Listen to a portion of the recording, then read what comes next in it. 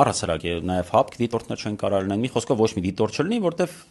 բնական է, որ սա ուժի ներքո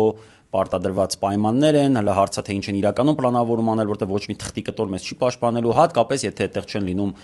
ուրեմն դիտորդներ, որտեվ սրա վիճակը արդեն իրանք էլ են տեսնում, տարական հարգանք չկա նույնիսկ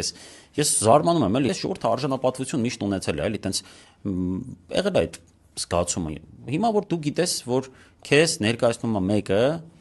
որ ամեն առումով իրան փչացրել են, ամեն առումով ստորացրել, փչացրել, թքել են վրեն, էլ ամեն ձև կոշիկները սրբել են վրեն, էլ չթվարկեմ, բայց չկա տենց բան, որը չեն արել, չկա տենց բան։